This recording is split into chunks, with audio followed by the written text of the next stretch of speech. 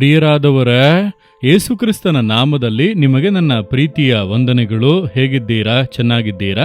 ಇದು ಒಂದು ಮುಖ್ಯವಾದ ದಿನ, ಈಸ್ಟರ್ ದಿನದ ಶುಭಾಶಯಗಳು. ಯೇಸು ಜೀವದಿಂದ ಎದ್ದಂತ ದಿನವನ್ನು ನೆನಪಿಸಿಕೊಳ್ಳುವಂತ ಒಂದು ದಿನ. ಸತ್ತು ಜೀವದಿಂದ ಇರುವಂತ ಒಬ್ಬರೇ ಒಬ್ಬರು ಯೇಸು ಮಾತ್ರವೇ. ಆ ಯೇಸು ಕ್ರಿಸ್ತನ ನಾಮದಲ್ಲಿ ನಾನು ನಿಮ್ಮನ್ನು ವಂದಿಸುತ್ತೇನೆ. ಮತ್ತ್ಯಾಕೆ ನೀವು ದುಃಖವಾಗಿರಬೇಕು? ನೀವು ಯಾವುದಕ್ಕೂ ಭಯಪಡಬಾರದು, ಕಂಗಾಲಾಗಬಾರದು, ದುಃಖದಿಂದ ಇರಬಾರದು. ದೇವರಾದ ಯೇಸು ಜೀವದಿಂದ ಇರುವುದರಿಂದ ನಾವು ದುಃಖವಾಗಿ ಇರಬಾರದು. ಸಮಸ್ಯೆಗಳು, ಹೋರಾಟಗಳು, ಇಕ್ಕಟ್ಟುಗಳು ಇರಬಹುದು. ಆತನು ಜೀವದಿಂದ ಇರುವುದರಿಂದ ಇದೆಲ್ಲ ನಮಗೆ ಏನೂ ಅಲ್ಲ. ಆತನೇ ಎಲ್ಲವನ್ನು ನೋಡಿಕೊಳ್ಳುವನು. ಸರಿನಾ? ಆತನು ಜೀವದಿಂದ ಇದ್ದಾನೆ ಎಂಬುದಕ್ಕೆ ಯೆರೂಸಲೇಮಿನಲ್ಲಿರುವ ಆತನ ತೆರೆಯಲ್ಪಟ್ಟ ಸಮಾಧಿಯೇ ಒಂದು ದೊಡ್ಡ ಸಾಕ್ಷಿ. ಇದು ಯೆರೂಸಲೇಮಿನಲ್ಲಿರುವಂಥ ಯೇಸುವಿನ ತೆರೆಯಲ್ಪಟ್ಟ ಸಮಾಧಿಯ ಎಂದು ಆಶ್ಚರ್ಯವಾಗಿ ನೋಡುತ್ತೀರಲ್ಲ? ಇಲ್ಲ, ಇದು 4 ಮಹಡಿಯಲ್ಲಿರುವಂಥದ್ದು. 4 ಮಹಡಿಯಲ್ಲ, ಈ ರೀತಿ ಒಂದು ಸ್ಥಳ ಇದೆಯಾ ಅಂದುಕೊಳ್ಳುತ್ತೀರಾ?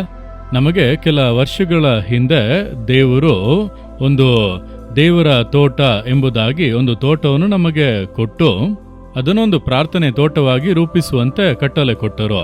ಕೆಲ ವರ್ಷಗಳಲ್ಲಿ ನಾವು ಇದನ್ನು ಈ ರೀತಿಯಾಗಿ ರೂಪಿಸಿದ್ದೇವೆ. ಈ ಸ್ಥಳದಲ್ಲಿ ಅನೇಕ ಮಾವಿನ ಮರಗಳಿವೆ, ಬಹಳ ನೆರಳೆಲ್ಲ ಇದೆ. ಇಲ್ಲಿ ಅನೇಕ ರಾಜ್ಯಗಳ ಕುರಿತಾಗಿ, ಜಿಲ್ಲೆಗಳ ಕುರಿತಾಗಿ ವಿವರಗಳನ್ನು ಬರೆದು ಇಟ್ಟಿದ್ದೇವೆ. ಜನಗಳೆಲ್ಲ ಹೇರಾಳವಾಗಿ ಬಂದು ಇಲ್ಲಿ ಪ್ರಾರ್ಥನೆ ಮಾಡುತ್ತಾ ಇರುವರು. ಪ್ರಾರ್ಥಿಸುವುದಕ್ಕಾಗಿ ದೇವರು ಆರಿಸಿಕೊಂಡಂತ ಒಂದು ಪ್ರಾರ್ಥನೆ ತೋಟ. ಈ ತೋಟದಲ್ಲಿಯೇ ಯೇಸು ಸತ್ತು ಜೀವದಿಂದ ಎದ್ದಂತ ಆ ಒಂದು ತೆರೆಯಲ್ಪಟ್ಟ ಸಮಾಧಿ ಇದೆ ಅಲ್ಲ, ಯೆರೂಸಲೇಮಿನಲ್ಲಿ ಇರುವ ಹಾಗೆಯೇ ಅದರ ಒಂದು ರೆಪ್ಲಿಕಾವನ್ನು ನಾವಿಲ್ಲಿ ಮಾಡಿ ಇಟ್ಟಿದ್ದೇವೆ. ಈ ಸ್ಥಳದಲ್ಲಿ ಅನೇಕ ಪ್ರಾರ್ಥನೆಗಳು ನಡೆಯುತ್ತವೆ. ಸೌಖ್ಯ ಕೊಡುವಂತ ಕೂಟ, ಪೂರ್ಣರಾತ್ರಿ ಪ್ರಾರ್ಥನೆಗಳು, ಅದಕ್ಕಾಗಿ ಎಲ್ಲ ಇದನ್ನು ಉಪಯೋಗಿಸುತ್ತೇವೆ. ಅನೇಕ ಜನರು ಈ ತೋಟಕ್ಕೆ ಬಂದು ಕಾದಿದ್ದು ಪ್ರಾರ್ಥನೆ ಮಾಡುವರು.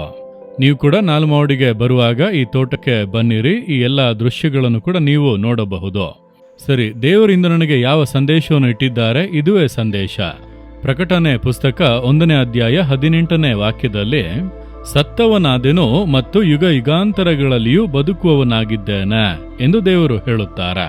ಆತನು ಸತ್ತದ್ದು ನಿಜ, ಶಿಲುಬೆಯಲ್ಲಿ ರಕ್ತ ಸುರಿಸಿ ಸತ್ತದ್ದು ನಿಜ. ಆತನು ಸತ್ತು ಹೋದನ ಎಂದು ಪರೀಕ್ಷಿಸುವುದಕ್ಕೆ ಒಬ್ಬ ಸೈನಿಕನು ಈಟಿಯಿಂದ ಪಕ್ಕೆಗೆ ತಿವಿದನು. ಆಗ ನೀರು, ರಕ್ತ ಹೊರಗೆ ಬಂದವು. ಯೇಸು ಇಷ್ಟು ಬೇಗನೆ ಸತ್ತು ಹೋದನ ಎಂದು ಆಶ್ಚರ್ಯ ಪಟ್ಟರು.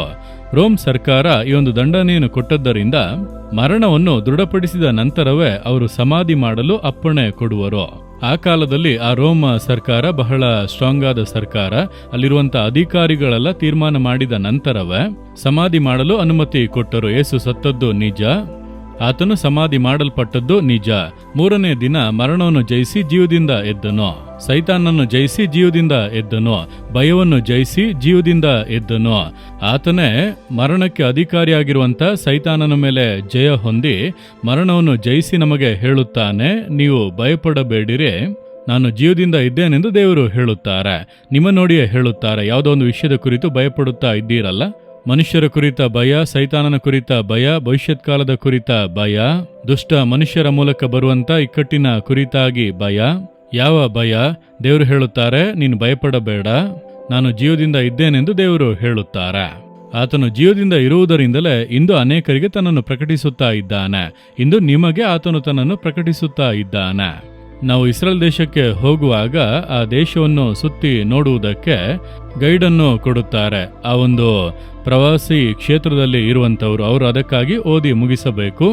ಅವರನ್ನೇ ಗೈಡ್ ಆಗಿ ಅವರನ್ನು ನೇಮಿಸುವರು. ಒಂದು ಬಸ್ಗೆ ಒಬ್ಬ ಗೈಡ್ ಇರುವರು. ಅವರೇ ಸ್ಥಳಗಳನ್ನು ನಮಗೆ ಎಕ್ಸ್ಪ್ಲೈನ್ ಮಾಡುವರು. ಒಮ್ಮೆ ನಾವು ಆ ರೀತಿಯಾಗಿ ಒಂದು 50 ಜನರು ಹೋಗಿದ್ದೆವು.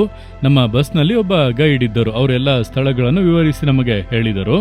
ಕೊನೆಯದಾಗಿ ಒಂದು ದಿನ ನಾವಲ್ಲಿ ವಾಕ್ಯಗಳನ್ನು ಧ್ಯಾನಿಸಿ ಪ್ರಾರ್ಥನೆ ಮಾಡುವೆವು. ಇದನ್ನೆಲ್ಲ ಅವರು ಗಮನಿಸುತ್ತಾ ಇದ್ದರು.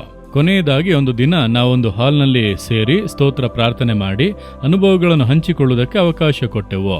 ಒಬ್ಬೊಬ್ಬರು ಒಂದೊಂದು ಅನುಭವಗಳನ್ನು, ಯೇಸು ತಮ್ಮನ್ನು ಸಂಧಿಸಿದಂಥ ವಿಧ, ಅದೆಲ್ಲವನ್ನು ಕೂಡ ಸಾಕ್ಷಿಯಾಗಿ ಹೇಳಿದರು.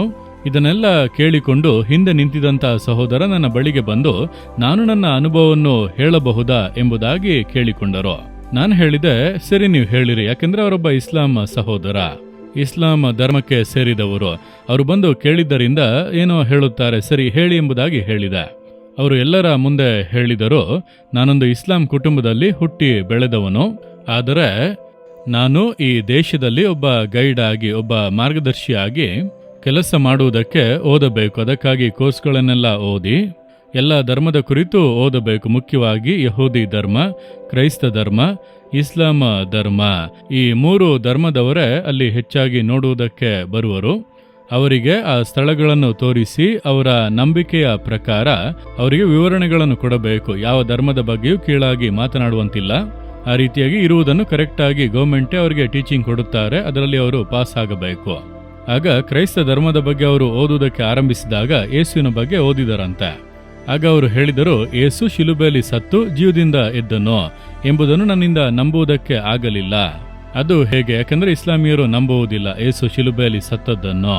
ಸಾಯುವುದಕ್ಕೆ ಮುಂಚೆ ಯೇಸುವಿನ ಶಿಷ್ಯರು ಬಂದು ಕರೆದುಕೊಂಡು ಹೋಗಿ ಕಾಪಾಡಿಬಿಟ್ಟರು ಎಂಬುದಾಗಿ ಹೇಳುತ್ತಾರೆ. ಅದುವೇ ಅವರ ನಂಬಿಕೆ.